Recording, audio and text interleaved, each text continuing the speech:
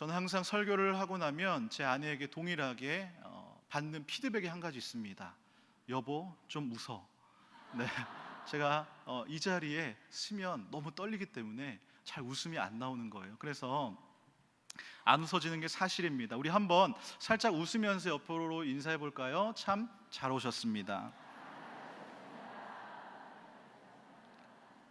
네, 감사합니다. 오늘은 신앙은 체념이 아니라 체험이다 라는 제목의 말씀으로 함께 은혜를 나누고자 합니다. 컨설팅계에서 유명한 이 한근태라는 분이 계십니다. 한스 컨설팅의 대표이기도 하시는데, 이분이 이런 말을 했습니다. 인생에서 조심해야 할 세 가지가 있다. 초년 성공, 중년 방황, 말년 빈곤. 이것이 바로 그것이다. 이게 무엇을 말하는 걸까요? 이 사회 이 초년, 너무나 아무것도 모르는 이 초년 시기에 어찌하다 보니까 성공했습니다. 이런 자기의 성공은, 이 초년의 성공은 자기 자신에 대한 어떤 진정한 탐색 없이 너무나 쉽게 이루어진 것이기 때문에 이 중년의 방황과 말년의 빈곤으로 이어지기 쉽다라는 것이죠. 이 말을 한번 뒤집어 보면, 우리의 인생에서 정말 치열한 고민과 탐색을 통해서 나 자신의 인생의 분명한 목적을 갖는 것, 그 사명을 발견하는 것이 정말 중요하다라는 사실입니다. 목적이 분명하면 목표를 세우게 됩니다. 그러면 그 목표에 따라 차근차근 해나가다 보면 실수도 줄어들게 되는 것이고, 중년의 방황도 줄어들게 되고, 말년의 빈곤으로도 사라지게 된다는 사실입니다. 사랑하는 성도 여러분, 여러분들은 어떠한 인생의 그 목적과 어떠한 사명을 가지고 살고 계십니까? 우리는 이것을 사명이라고 부르죠. 인생의 목적, 우리의 사명. 특별히 그리스도인들은요, 이 사명을 발견하는 것이 굉장히 중요합니다. 즉, 하나님께서 나를 이 자리, 그 삶의 자리에 부르신 그 목적을 발견하는 것이 굉장히 중요하다는 것이죠. 거기서부터 출발하는 것입니다. 하나님께서는요, 여러분들을 그 삶의 자리로 각자에 맞게 부르셨습니다. 그리고 해야 할 일, 곧 그 사명을 주신 것이죠. 성경에서는 하나님이 맡긴 이 특별한 임무를 우리가 사명이다라고 말을 하는데요, 보통 사람들이 사명이라고 생각하면 굉장히 좀 거부감을 가지기도 하고, 좀 이렇게 어떤 부담스럽거나 거창하게 생각하시는 분들도 있을 것입니다. 2002년 월드컵 4강의 주역이죠. 이 국가대표 축구 선수 출신 그 이영표 씨가 37의 나이에 선수에서 은퇴했습니다. 그러니까 37의 나이에 인생의 전반기를 마친 것이죠. 인생의 전반기를 마친 그가 하나님이 과연 나에게 주신 특별한 사명이 무엇일까 굉장히 고민하고 질문했다라고 합니다. 그가 그의 책 생각이 내가 된다에서 하나님이 주신 사명에 대한 깨달음을 얻었습니다. 그 깨달음을 이렇게 적었는데요, 너의 사명은 누군가의 아들로서, 세 딸의 아빠로서, 한 아내의 남편으로서, 누군가의 친구와 이웃으로서, 축구선수 이영표로서, 그리스도인 이영표로서 오늘 허락된 이 하루의 삶에 최선을 다하는 것이다. 그렇습니다. 그렇게 거창하거나 특별한 것이 아니다라는 것이죠. 나에게 주어진 그 삶의 자리에서 묵묵히 최선을 다해서 하는 일상의 과업들이 곧 나의 사명이다라는 사실입니다. 이영표 선수처럼 우리에게는요, 각자에 맡겨진 역할들이 있습니다. 하나님의 부르심을 받은 선택된 자녀로서 우리는 그 자리에 부르심을 받은 목적과 하나님의 그 뜻이 있다라는 사실인 것이죠. 그래서 우리는 어쨌든 최선을 다해서 나의 삶의 자리에서 열심히 살아가야 할 것입니다. 그런데요, 하나님께서는요, 이 특별한 때에, 굉장히 특별한 때에 우리가 다른 사람들과는 조금 다른 이 삶의 방식을 원하실 때도 있습니다. 지금까지의 삶의 방식에서 벗어난 전혀 다른 삶의 방식, 그 방식을 요구하실 수도 있다는 것이죠. 이것 또한 사명인 것입니다. 오늘 본문의 느헤미야가 바로 그런 사명을 받은 사람이었습니다. 느헤미야는 유대인이었지만 이 페르시아에서 태어났습니다. 이방 우상을 섬기는 땅이었습니다. 느헤미야는 제사장이 아니었습니다. 오늘날로 말하면 목사나 어떤 사역자가 아니라 그저 신앙을 지키면서 하나님을 사랑하고 조국에 대한 사랑이 남달랐던 그런 평범한 한 사람이었습니다. 그래서 저는 느헤미야를 볼 때마다 참 존경스럽습니다. 느헤미야 개인의 입장에서는 페르시아에서 편하게 신앙생활 잘 하면서 그냥 그렇게 살다가 하나님 곁으로 갈 수가 있었습니다. 오늘날로 말하면 권사로서, 집사로서, 성도로서 그저 신앙생활 잘 하다가 갈 수 있었다라는 것이죠. 그런데 어느 날 우연한 기회에 예루살렘의 형편에 대한 소식을 듣습니다. 이 형편이 어땠습니까? 예루살렘 성벽이 다 허물어지고 그곳에 남아있는 사람들이 굉장히 어려움을 당한다, 환난을 당한다라는 소식을 듣게 된 것입니다. 그런데 이 말을 들은 느헤미야가 그 마음에 큰 울림이 생깁니다. 느헤미야 그 1장 4절은 이렇게 기록하고 있는데요, 내가 이 말을 듣고 앉아서 울고 수일 동안 슬퍼하며 하늘의 하나님 앞에 금식하며 기도하여. 그렇습니다. 하나님의 자녀로서, 그 하나님의 부르심을 받은 자녀로서 이 느헤미야는 하나님의 눈길이 향한 그곳에 느헤미야의 마음이 쏠렸다라는 것이죠. 하나님의 그 사명을 받은 것입니다. 느헤미야가 예루살렘의 형편을 듣고요, 그냥 사실 넘어갈 수도 있었습니다. 모른 채 할 수도 있었습니다. 그러나 하나님께서는 그를 기도하게 하시고 그의 마음에 예루살렘 성벽의 재건이라는 그러한 그 사명을 불어넣어 주셨다는 것이죠. 예루살렘의 회복이라는 그 정말 하나님의 어마어마한 큰 프로젝트 아래서 스룹바벨을 통해서 성전을 재건케 하시고 에스라를 통해서 말씀이 회복케 하시고 이제 마지막 단계로 느헤미야를 통해서 예루살렘의 그 성벽을 재건하게 하려고 하는 그 하나님의 그 프로젝트에 느헤미야가 쓰임을 받게 되는 것이죠. 사랑하는 성도 여러분, 하나님께서는 느헤미야처럼 우리 각자에게도 그 사명을 주셨습니다. 기도의 사명, 선교의 사명, 내가 남들을 도울 수 있는 어떤 복지의 그런 사명들, 그런 마음들이 내 안에 생겼을 때에, 내가 그런 소식을 들었을 때에 내가 그들을 위해 기도하고 싶고 그들을 위해 마음이 쓰인다라는 것은 하나님께서 여러분들에게 그런 마음을 주셨다는 사실을 꼭 기억하고 믿으시기를 바랍니다. 사명을 통해서 인생의 목적이 설정되면요, 인생의 목표가 달라집니다. 목적이라는 것은 이 방향성을 말하지 않습니까? 방향성을 말하는 것이고, 목표라는 것은 목적을 이루기 위한 어떤 구체적인 실행 리스트를 말하는 것입니다. 실천을 말하는 것이죠. 느헤미야는 삶의 목적, 그 사명이 이제 분명해졌습니다. 바로 예루살렘의 성벽을 재건하자. 오늘 우리가 함께 읽은 본문의 말씀은요, 느헤미야가 이제 성벽 재건을 거의 마무리하는 시점, 이제 성벽에 문짝만 달면 되는 그러한 공사의 장면을 보여주고 있습니다. 건축 공정률로 따지면 거의 99% 완성된 것입니다. 그런데 그 일을 사탄이 가만히 보고 있었을까요? 하나님 나라가 확장되는 그 일에 사탄이 가만히 있을 리가 없습니다. 최선을 다해 방해합니다. 무너뜨리려고 합니다. 느헤미야도 공격을 당합니다. 심지어 목숨까지도 위협을 당하게 되는 것이죠. 하지만 그의 인생의 목적과 그 사명이 분명했기 때문에 느헤미야는 기도로서 하나님의 도우심을 간구함으로 그 어려움을 돌파해 나간다라는 것입니다. 그렇다면 삶의 목적이 분명했던 이 느헤미야의 모습을 통해서 과연 하나님께서는 저와 여러분들에게 어떠한 메시지를 들려주시려고 하시는지 우리가 함께 살펴보기를 원합니다. 먼저 오늘 본문을 이해하기 위해서 지난 금요일 날 욥기를 살펴보았던 것처럼 이 느헤미야의 서의 어떤 전체 내용 흐름을 한번 살펴보도록 하겠습니다. 느헤미야 이야기는요, 느헤미야 1장에서 느헤미야가 이 수산궁에 있는 장면으로 시작합니다. 아닥사스다 왕은 여러 개의 궁이 있었는데 그 중에 이 수산궁을 제일 좋아했습니다. 왜일까요? 가장 크고 화려하고 아름다웠기 때문인 것이죠. 그곳에 지금 느헤미야가 있는 것입니다.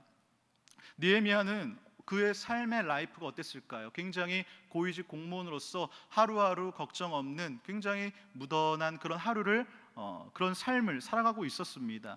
그는 왕의 술관원이었습니다. 당시 술관원은 왕을 독살할 그 음모를 미연에 방지하기 위해서 술을 미리 체크하는 그런 일들을 담당하는 것이죠. 오늘날로 치면 대통령 비서실장 정도 되는 그러한 높은 직급의 위치였습니다. 그런데 그가 그때 하나님이 주신 그 비전을 발견하게 되는 것이죠. 사명을 발견하게 되는 것입니다. 그래서 목표를 향해서 그가 기도하는 장면이 1장에 나옵니다. 한 5에서 한 6 정도의 문장의 간단한 서술로 기록되고 있는데, 그동안 이스라엘의 1000년의 역사를 쭉 내용을 닮아서 기도로 표현을 하고, 그 기도의 내용을 보면 중언부언이나 횡설수설하는 말이 없습니다. 자신의 그 목적이 명확히 그 기도에 담겨 있는 것이죠. 다시 꿈꾸는 하나님의 그 제사장의 나라에 대한 명확한 꿈을 가지고 그가 기도를 하는 것입니다. 다시 말해서 그가 예루살렘 성문이 불탔다라는 소식을 듣고 그가 지금 하나님 앞에 그 일에 나를 쓰임받게 해달라고 그 간절한 소망을 담아서 기도하고 있는 것입니다. 그렇습니다. 사명을 발견하게 되면 먼저 기도하게 됩니다. 하나님의 도우심을 구하게 되는 것이죠. 느헤미야 1장과 2장 사이에는요 4개월이라는 시간 차가 있습니다. 즉 느헤미야가 그 비전을 발견하고 4개월 동안 지속적으로 기도를 한 것입니다. 언제 하나님이 역사할 줄 모르죠. 그저 기도하며 하루하루 기다리는 것입니다. 언제 그 비전이 실현될지 기약이 없습니다. 기회만 보고 있는 것이죠. 그러다가 하나님의 그때에 그 비전이 응답받게 되는 것입니다. 평소와 같이 왕에게 술을 따르던 어느 날 왕이 느헤미야의 얼굴을 쓱 보더니 한마디 합니다. 너 마음에 무슨 근심 있지 않니? 느헤미야가 이 얘기를 듣고 깜짝 놀랍니다. 두려움에 떨었습니다. 왜일까요? 평소 같으면 술을 따를 때 아무 말 없이 그냥 넘어갔는데 지금 왕이 이 느헤미야의 얼굴을 보니까 무슨 근심이 있는 거예요. 이 말은 무슨 말입니까? 이 술잔에 뭔가 회롭게 할 만한 것이 있지 않나라고 의심할 수가 있다라는 것이죠. 그래서 느헤미야가 당장 대답을 합니다. 왕은 만세수를 하옵소서. 즉 왕이시여, 저는 제가 왕 곁에 있는 것은 왕의 건강을 위해서입니다. 걱정하지 마시고 제가 최대한 도울 수 있을 만큼 돕겠습니다 라면서 안심을 시키는 것입니다. 그리고 나서 그 다음 하는 말이 내 조상들의 묘실에 있는 성읍이 황폐하고 성문이 불탔습니다. 어찌 제가 수심이 없겠습니까? 라는 다소 좀 엉뚱한 이야기를 합니다. 제가 술 맡은 관원장인데 지금 술이 떨어져서 제가 걱정입니다. 이 말은 지금 상황과 문맥에 맞는데 지금 수상궁으로부터 수십 킬로 떨어져 있는 성문이 불탄 것이 과연 지금 이 상황에 맞느냐라는 것이죠. 그것 때문에 지금 느헤미야의 얼굴에 수심이 가득한 것이 지금 이 맥락과 맞느냐라는 것입니다. 그런데 왕이 그 이야기를 듣고 대답합니다. 그러면 네가 원하는 것이 무엇이냐?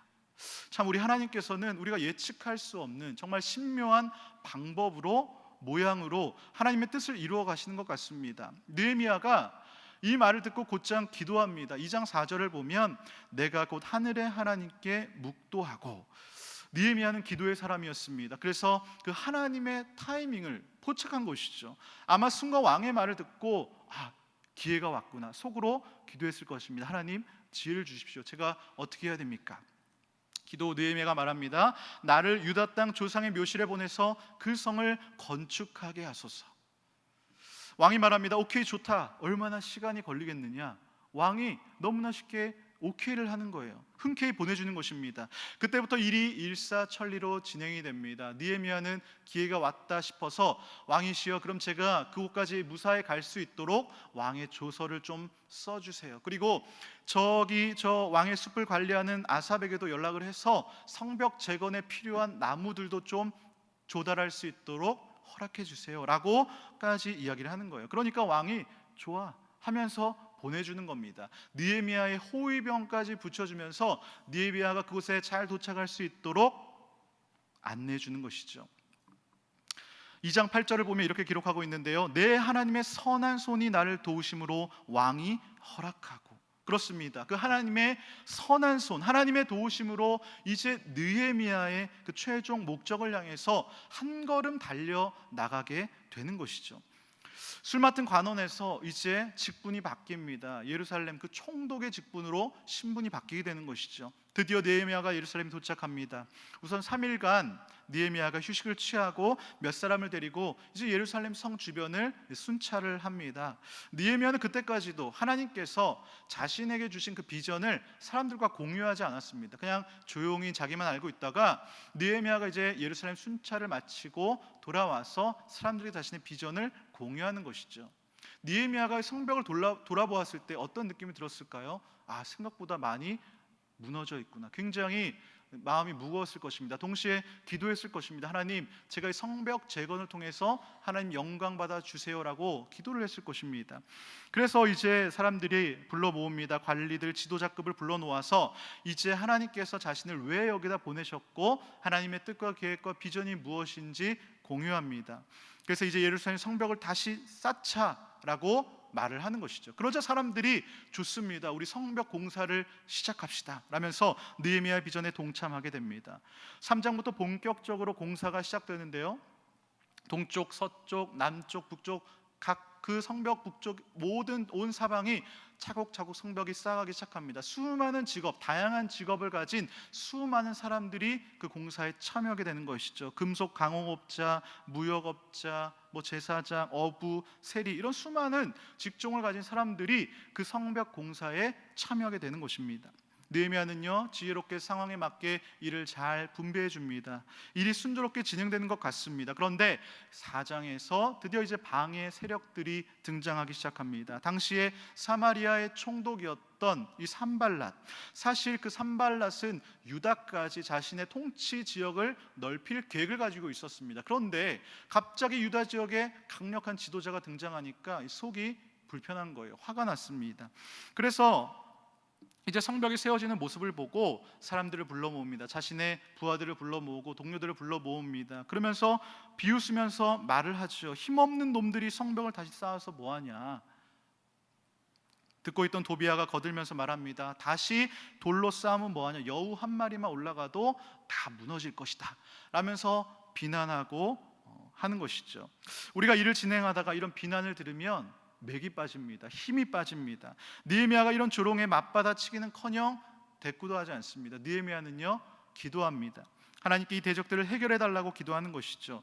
느헤미야는 말씀드렸듯이 기도의 힘을 경험한 사람입니다. 그렇기 때문에 일일이 그것에 맞서는 거에 에너지를 쏟는 것이 아니라 하나님께 맡기고 기도하는 것이죠. 기도를 통해서 하나님의 선한 손이 움직이는 것을 경험한 느헤미야입니다. 그렇습니다. 기도는요 사탄의 공격을 무력화시키는 바로 성도의 최고의 무기임을 믿으시기를 바랍니다. 그래서 우리의 삶 가운데 어떠한 시험이 닥칠지라도 기도를 통해서 우리는 극복해낼 수가 있다라는 것입니다. 4장 15절을 보니까 이렇게 기록합니다. 하나님이 그들의 꾀를 패하셨으므로. 그렇습니다. 하나님의 도움으로 다시 성벽에서 하던 일을 계속 할 수 있게 된 것입니다. 그렇게 공사가 잘 진행되나 싶더니 이번에는 내부에서 문제가 발생합니다. 당시 유다는요 흉년이었습니다. 그런데 계속 유입되는 주민들이 증가합니다. 그러자 식량난을 겪게 되는 것입니다. 게다가 세금이 줄어들지 않습니다. 가난한 서민들이 부자에게 자신의 토지와 자신의 자녀까지 맡기면서까지 저당을 잡히는 것이죠. 경제적 능력이 있는 형제나 친척이라도 있으면 자신의 자녀를 다시 찾아올 수 있을 텐데 그럴 상황이 안 되는 것입니다. 상황이 이런데도 부자들은 높은 이자를 받는 조건으로 곡식이나 돈을 빌려주면서 자신의 배를 불리고 있는 것입니다. 그러니까 느헤미야가 지금 귀족들과 관리들을 보면서 다 불러 모읍니다. 책망을 합니다. 지금까지 너희들이 다 뺏었던 거 다 백성들에게 돌려줘라. 이자도 받지 마라. 그리고 그들에게 이것을 지키도록 서약하게 하는 것이죠. 결국 이것도 관리들, 귀족들이 모두 이 말에 따르기로 합니다. 사실 느헤미야 이전 총독들은요 그 당시 그곳에서 굉장히 세금을 많이 걷었습니다. 그러나 느헤미야는 그렇게 하지 않았습니다. 느헤미야는 오직 성벽 재건에만 목적과 관심이 있었기 때문에 그들에게 그렇게 하지 않은 것이죠. 그렇습니다. 느헤미야는요 말만 하는 지도자가 아니라 그 자신의 말에 실천하는 실행력 있는 그러한 지도자였던 것입니다. 그렇게 내부의 문제를 해결하고 드디어 이제 6장 성문만 달게 되면 되는 그러한 상황에 도달했습니다. 이제 마지막 완성을 앞두고 드디어 최대 위기를 맞이하게 되는 것이죠. 성벽 재건 공사를 처음부터 방해했던 산발랏, 도비야, 이 4장에 등장했던 그들이 6장에 다시 등장하게 되는 것입니다. 오늘 본문에 크게 세 가지의 위기를 맞이하게 되는데요. 첫 번째로 이 거짓 대화의 위협을 맞이하게 됩니다. 산발랏이 마치 곧 전쟁을 일으킬 것 같은 분위기를 조성합니다. 그러면서 느헤미야에게 제안하는 것이죠. 우리 대화로 풀자. 그래서 그 오노 들판의 한 마을에서 만나서 이야기를 하자라며 제안을 합니다. 그곳은요 지금 이 성벽 재건의 공사 작업장으로부터 45km 떨어져 있는 굉장히 먼 곳입니다. 느헤미야는 그곳까지 갈 시간, 여력과 여유가 없는 것이죠. 느헤미야는 말합니다. 내게 주신 사명이 끝나지 않았는데 내가 어떻게 움직일 수 있겠느냐. 본문 3절에 보니까 내가 이제 큰 역사를 하니 내려가지 못하겠노라 라고 기록하고 있는 것이죠. 여기서 큰 역사, 영어 성경으로 보면 Great Project, 자신의 그 사명, 하나님의 비전을 말하는 것이죠. 하나님의 비전에 붙들린 사람은요, 그 비전 이외에 다른 것이 보이지 않는 것입니다. 오직 그 비전을 향해 달려나가게 되는 것이죠. 그럼에도 불구하고 산발랏은 똑같은 전가를 4번이나 더 보내서 불러내려 하는 것입니다. 사실 이들의 목적은 사람 없는 곳에 불러내서 몰래 암살할 계획을 갖고 있었던 것이죠. 그러나 느헤미야는 그때마다 똑같이 대답합니다. 이것이 바로 진정한 사명자요, 꿈에 사로잡힌 자의 모습인 것입니다. 올바른 목표를 설정하고 달려나갈 때에 흔들리지 않게 될 수 있는 것이죠. 암살 계획이 실패로 끝납니다. 또 다른 전략으로 느헤미야를 공격합니다. 그것은 겉을 봉인도 하지 않은 채로 모함하는 내용의 편지를 써서 뿌린 것이죠. 봉인하지 않은 편지이기 때문에 누구나 그것을 읽을 수가 있는 상황이 되었습니다. 그 편지의 내용이 무엇입니까? 성벽 재건을 통해서 느헤미야가 지금 왕이 되려고 한다라는 것이에요. 자신을 지원했던 페르시아 왕 배반하고 느헤미야가 왕이 된다, 이 소문이 퍼지게 되는 것입니다. 이것의 목적은 헛소문을 통해서 느헤미야의 위치를 난감하게 만들고 이제 공사를 중단하게 만들려고 하는 것이죠. 느헤미야 입장에서 너무나 억울합니다. 굉장히 마음이 힘들었을 것입니다. 내가 속한 공동체에서 잘못된 소문으로 인해서 내가 오해를 받아본 적이 있으십니까? 전혀 사실이 아닌데 사람들이 의심의 눈초리로 나를 바라볼 때, 그때 그 마음이 얼마나 힘들고 괴롭겠습니까? 아마 마음이 무너질 것입니다. 이런 상황이 되면 대부분 사람들 그 루머를 해명하고 적극적으로 반응할 것입니다. 그러나 느헤미야는 이런 상황에 또 크게 대응하지 않습니다. 그리고 기도합니다. 9절 하반절을 보시면 이제 내 손을 힘있게 하옵소서. 이 표준 세번역으로 보면 하나님 나에게 힘을 주십시오라고 기도하는 것이죠. 자신의 억울함을 사람들에게 말하지 않습니다. 자신의 억울함을 하나님께 내어 놓는 것입니다. 그저 지금까지 신실하게 자신을 인도하신 그 하나님 앞에 자신의 억울함을 토로하고 기도하는 것이죠. 그는 인생의 목적이 분명한 사람이었습니다. 이번에도 기도로 이겨냅니다. 이제 마지막으로 죽음에 대한 두려움의 시험을 만나게 됩니다. 당시에 스마야라는 제사장이 있었는데 며칠 동안 보이질 않는 거예요. 그래서 느헤미야가 그 집을 찾아갑니다. 문을 열고 들어갔는데 갑자기 스마야가 느헤미야에게 심각하게 얘기를 하는 것이죠. 지금 자객들이 밤에 당신을 죽이러 올 것입니다. 그러니까 빨리 저기 성소로 피해서 그곳에 숨고 문을 닫읍시다. 빨리 도망가라는 것이죠. 자기를 죽이러 온다라는 말을 들으면 누구나 순간 흠칫할 것입니다. 인생에 큰 위협이 갑자기 닥치면 순간적으로 폭이 좁아지게 되는 것이죠.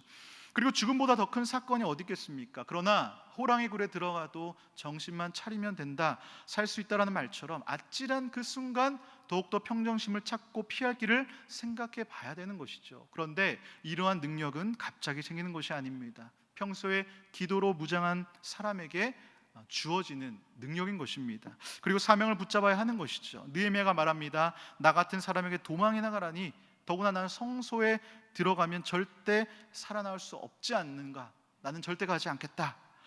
사실 성소는요, 제사장 외에 들어갈 수가 없는 곳입니다. 하지만 느헤미야는 제사장이 아니죠. 요즘 시대로 리더십이 있는 그저 평신도 지도자일 뿐인 것입니다. 그런데 당시 제사장이 이 스마야, 말씀도 무시하고 느헤미야를 그냥 무조건 글로 가라고 하는 것입니다. 알고 봤더니 도비야와 산발랏에게 뇌물을 받고 사주를 한 것이죠. 12절을 보니까 깨달은즉 그는 하나님께서 보내신 바가 아니라 도비야와 산발랏에게 뇌물을 받고 내게 이런 예언을 함이라라고 기록하고 있습니다. 그렇습니다. 산발랏 일당, 이들은요 느헤미야의 측근인 제사장 스마야까지 매수를 해서 어떻게 해서든지 그 공사를 막아보려고 한 것입니다. 저는 여기서 깨달은즉이라는 단어에 눈길이 갔습니다. 지금 누가 깨닫게 해주신 것입니까? 바로 하나님께서 지혜의 영, 분별의 영을 주신 것입니다. 그리고 이번에도 억울한 일을 하나님께 맡기는 것이죠. 14절이 바로 그 기도의 장면을 보여주고 있는 것입니다. 그리고 마침내 15절에서 성벽 공사가 마무리되는 모습을 보게 됩니다. 하나님의 꿈과 비전이 느헤미야에게 주어졌고, 그리고 느헤미야는 그 사명을 붙잡고 온갖 어려움을 물리치고 드디어 마침내 하나님의 역사에 동참한 주인공이 된 것이죠. 사랑하는 성도 여러분, 어떤 꿈과 비전을 갖고 계십니까? 수상궁에서 편하게 지냈던 느헤미야가 온갖 어려움을 당하면서까지 묵묵히 사역을 감당하는 모습 보면서 어떤 느낌이 드십니까? 느헤미야 정도 되니까 이런 큰 프로젝트를 감당하지 라고 생각하십니까? 대통령 비서실장 정도 돼야, 아니면 큰 대기업의 사장 정도 돼야 이 하나님의 일을 감당하는 것 아닌가? 아니죠. 처음에 말씀드렸듯이 하나님께서는요, 우리 각자에게 다 맞는 사명을 주셨습니다. 아직 내가 무슨 일을 해야 될지 모르겠다라는 분들은, 인생의 목적을 제대로 발견하지 못했다면 기도하시길 바랍니다. 그리고 하나님의 꿈과 비전을 나에게 달라고 기도해 보시길 바랍니다. 그럴 때에 여러분들에게 하나님께서 주시는 그 마음이 있을 것입니다. 나이에 상관이 없습니다. 꿈꾸는 동안은 동안이다라는 말이 있죠. 사람들은요, 나이보다 젊어 보이는 이 얼굴의 동안에 관심이 많습니다. 그런데 이 젊음을 유지하는 비결, 피부 미용을 받는 것이 아니라 바로 이 꿈틀거리는 꿈을 꾸는 동안은 동안이다라는 말입니다. 그래서 어느 철학자가 이런 말을 했죠. 사람들은 반드시 세 가지 지혜를 갖춰야 한다. 첫째, 자신이 바꿀 수 있는 일을 위해 열심히 노력해야 한다. 둘째, 자신이 바꿀 수 없는 일은 있는 그대로 받아들여 그 일에 대해 고민하지 말아야 한다. 셋째, 이 두 가지를 구분해낼 줄 아는 지혜를 갖고 있어야 한다. 이 세 번째 지혜가 중요합니다. 내가 바꿀 수 있는 일인가, 바꿀 수 없는 일인가 구별하는 지혜가 필요한 것이죠. 그런데 이 말을 가만히 생각해 보면요, 사실 내가 바꿀 수 있는 일은요, 내가 열심히 하면 누구나 할 수 있습니다. 그런데 우리가 인생을 살다 보면 내가 바꿀 수 있는 일만 겪게 되는 것이 아닙니다. 내가 바꿀 수 없는 일, 이 일들이 산적해 있는 것이 바로 우리의 인생 아닙니까? 그럴 때 그저 우리가 그런 문제 앞에 체념하며 전혀 고민 없이 그냥 그것을 패스해 버려야 될까요? 이 체인지라는 책에 보면요, 우리가 습관적으로 만들어야 할 것은 체념이 아니라 체험이다라고 기록하고 있습니다. 저자는 말합니다. 한계 앞에서 단념하거나 체념하기 전에 불가능에 도전하는 체험을 즐겨봐라 라고 권하고 있는 것이죠. 체념이라는 것은요, 습관적인 단념과 푸념을 불러오게 되는 것입니다. 하지만 체험이라는 것은 험난한 시련과 역경 속에서도 또 다른 도전을 시작할 수 있는 이 용기를 우리에게 준다라는 것입니다. 그렇습니다. 느헤미야와 같이 이 기도하는 습관, 그 기도하는 습관은요, 우리에게 새로운 은혜를 체험하게 하는 것이고 새로운 도전을 주게 하는 것이고 바로 우리에게 새 힘을 얻게 하는 그러한 통로다라는 사실인 것입니다. 자신을 바꿀 수 없는 일에 도전하는 그 체험을 하는 것, 그때 바로 하나님의 놀라운 은혜와 기적이 임하는 것 아닙니까? 그것을 통해서 우리의 믿음이 자라나는 것, 그것이 바로 신앙인 것이죠. 그래서 오늘 우리 그 설교의 제목을 제가 신앙은 체념이 아니라 체험이다라고 정해 보았습니다. 여기 계신 많은 분들이 아마 인생의 시험 앞에서 체념하지 않고 도전하면서 체험을 통해서 하나님의 큰 은혜를 체험해 보신 분이 여기 아마 많이 계실 것입니다. 저 역시도 비록 짧은 인생이지만 도전을 통해서 큰 은혜를 체험한 경험이 있습니다. 저는 2년 6개월간의 연애 기간을 보내고 결혼을 하게 됐는데요, 그 과정이 결코 순탄치를 않았습니다. 결혼이라는 것은 하나님이 맺어주신 이 짝이라고 하는데 왜 이렇게 힘든지, 어렵게 이끄시는지, 그래서 저는 연애 초기부터 기도의 제단을 쌓을 수밖에 없었습니다. 약 2년간의 교제를 마치고 2년간의 교제 중에 이제 결혼을 결심하고 장인 장모님이 되실 분을 만나러 가는 그 날이 됐습니다. 아내 고향은 청주인데요, 남부터미널에 이제 버스에 제가 몸을 싣고 가는데 어찌나 긴장하고 떨리던지 모르겠습니다. 저만 그런 건지 아니면 여기 계신 많은 남성분들 처음 그 장인 장모님께 결혼을 허락받으러 가는 그날이 저처럼 떨렸는지 모르겠습니다. 저 같은 경우는요, 아버님의 반대가 굉장히 심하셨기 때문에 더욱더 긴장이 됐습니다. 어머님은 권사님으로 목사 사위를 받는데 큰 어떤 거부감이 없었지만 아버님은 교회는 다녔지만 이 목사 사위는 전혀 생각지도 않으셨기 때문에 극구 반대하신 것이죠. 또 딸을 가진 아버지의 심정도 있었겠죠. 딸을 둔 아버지의 마음, 전 세계 아버님들의 공통된 마음 아닙니까? 어떤 이상한 놈이 내 딸의 인생을 망치는 것이 아닌가, 항상 걱정하는 것이죠. 저도 딸을 가져보니까 100번 그 마음이 이해가 가더라고요. 제 딸은 태어난 지 6개월이 됐습니다. 네, 6개월 된 딸을 가진 아비의 마음도 이른데 아마 시간이 갈수록 더 그 마음이 심해지겠죠. 점점 커지겠죠. 더욱이 아버님은요, 딸에 대한 자부심이 대단했습니다. 워낙 학창 시절부터 이 공부를 잘해서 지역에서 명성을 떨쳤기 때문에 이 충북의 딸이다라면서 적어도 사회적으로 인정받는 그러한 어떤 직업을 가진 사위를 맞이하기를 원하셨던 것이죠. 그렇게 긴장하면서 고속버스를 타고 내려가는데 이 먼저 청주에 있던 아내에게 전화가 왔습니다. 아버님이 집이 아닌 근처 공원에서 저를 만나시겠다는 것입니다. 사실은요, 당일까지도 아버님은 저를 안 만난다라고 하셨습니다. 그래서 저는 안 볼 줄 알았어요. 그런데 갑자기 전화가 와서 공원에서 보겠다고 하는 것입니다. 그때부터 더 떨리기 시작하는 거예요. 사실 저는 사랑에 눈이 멀어서 무작정 버스를 타고 내려간 것이었습니다. 저를 만나주지 않으면 그 집 앞 문 앞에서 만나줄 때까지 기다려보겠다라는 그런 용기가 어디서 생겼는지 참 지금 생각해보면, 어쨌든 아내의 전화의 내용은 희소식이었습니다. 못 뵐 줄 알았는데 공원에서 보겠다니. 그리고 말합니다. 만약 공원에서 이야기를 나눠보고 아버지 마음에 들면 집에 와서 함께 저녁을 먹고, 마음에 들지 않으면 바로 서울로 올려 보내겠다. 네, 참 치밀하신 분이죠. 집을 알려주지 않겠다는 것입니다.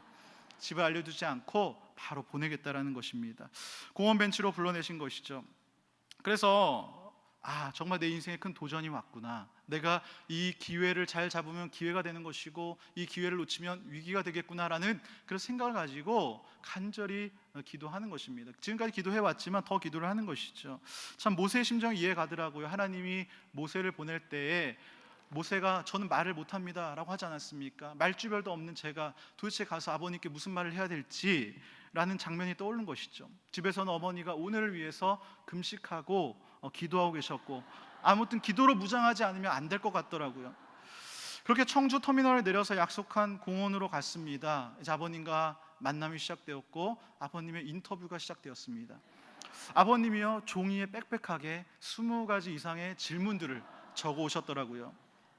이 질문에 내가 제대로 답하지 못하면 여기서 끝나겠구나. 마치 압박 면접을 받는 것과 같았습니다. 질문 하나하나를 던질 때마다 정말 느헤미야가 왕 앞에서 속으로 묵도했던, 기도했던 것처럼 저도 속으로 기도했습니다. 하나님, 지혜를 주시고 말을 잘할 수 있게 해주세요. 그동안 쌓아왔던 기도가 빛을 발한 걸까요? 거의 1시간 반 정도의 시간이 지났는데 정말 순식간에 시간이 지나간 것 같습니다. 시간이 어떻게 지나간지도 모를 정도로 빠르게 지나갔습니다. 결과가 어떻게 됐을까요? 네, 같이 저녁을 먹으러 집으로 갔습니다. 지금 생각해보면요, 하나님의 은혜였습니다. 어찌나 제 입술에서 말이 술술 나오던지, 말이 정말 말주변이 없는 저인데도 하나님께서 정말 살아계심을 체험하면서 기도의 응답을 받는 소중한 시간이었습니다.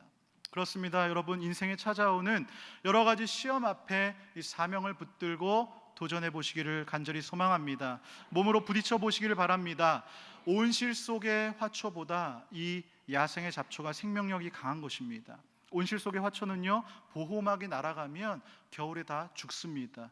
얼어 죽습니다. 하지만 야생의 잡초는 혹한의 추위를 견디는 이 능력이 있는 것입니다.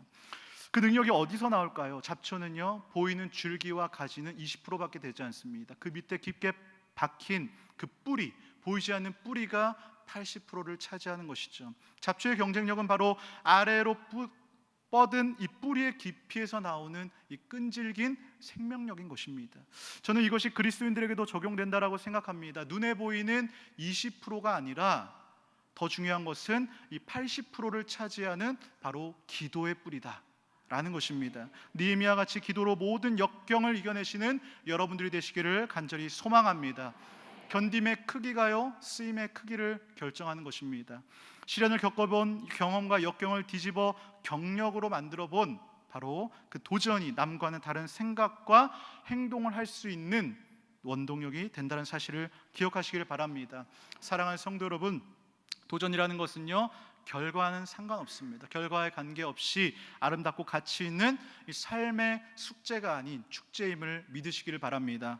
고난의 자리에서 억울하지만 내가 핑계대지 않고, 내가 바꿀 수 있는 일이라면 내가 하면 되는 것이고, 내가 바꿀 수 없는 일이라면 그 자리에 앉아서 하나님께 간절히 느헤미야와 같이 기도로 여러분들이 맡기고 나아가야 하는 것입니다. 사명자는요, 그 사명을 다하기까지 죽지 않는 법입니다. 느헤미야처럼 신앙의 큰 시험들 앞에 도전하시고 하나님의 놀라운 은혜를 체험하며 하나님께 영광 돌리는 복된 삶이 되는 여러분들이 되시기를 주님의 이름으로 축복합니다. 사랑하는 성도 여러분, 하나님은요 저와 여러분들을 만드셨습니다. 누구보다 저와 여러분들을 잘 알고 계십니다.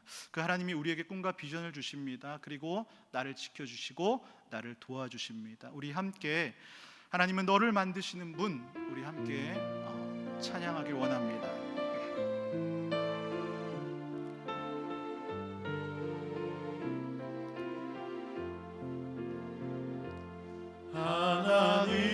하나님은 너를 만드신 분, 너를 가장 많이 알고 계시며, 하나님은 너를 만드신 분, 너를 가장 깊이 이해하신단다.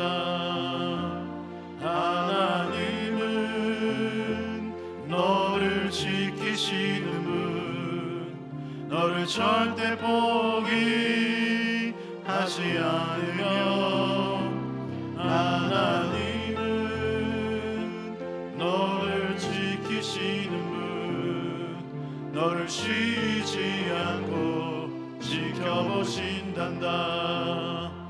그의 생각 셀 수 없고 그의 잠이 무궁하며,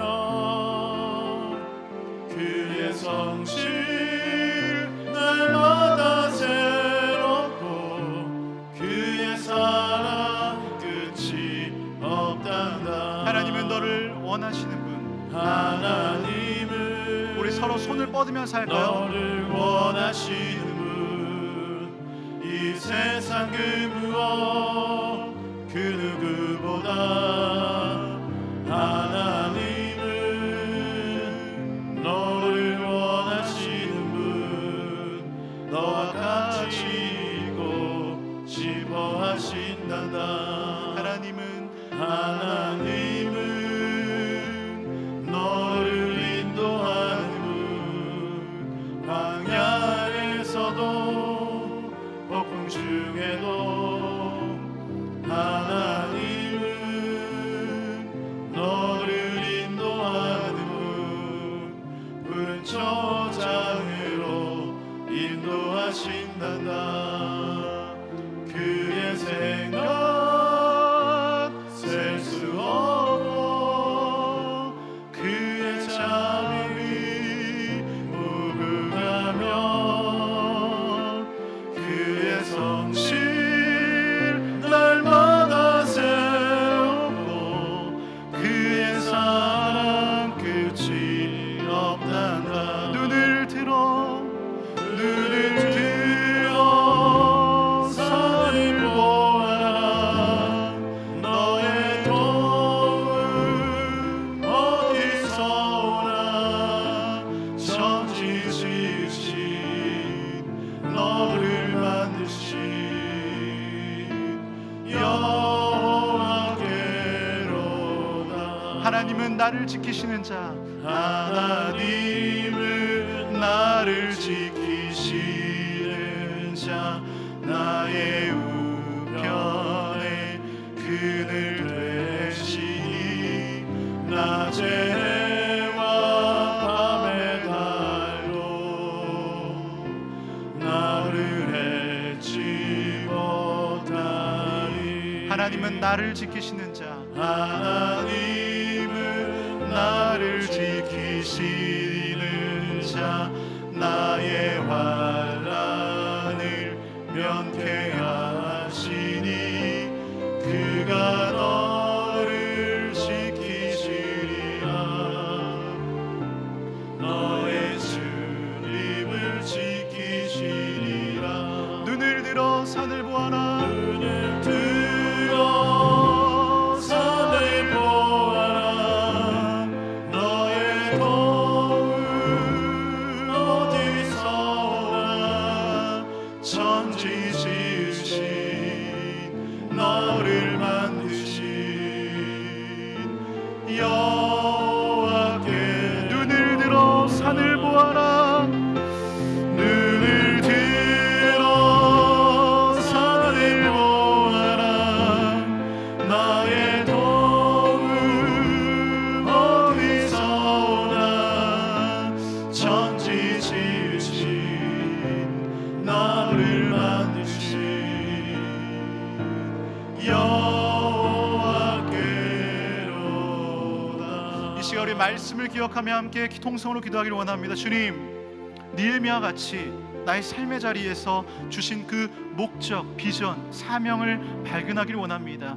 하나님의 꿈이 나의 꿈이 되길 원합니다라고 기도하시길 바랍니다. 주님, 우리가 기도를 통하여서 나의 삶의 자리에서 모든 환난과 시험 이겨내기를 원합니다라고 이 시간 주의 이름 한번 부르고 통성으로 기도합니다. 주여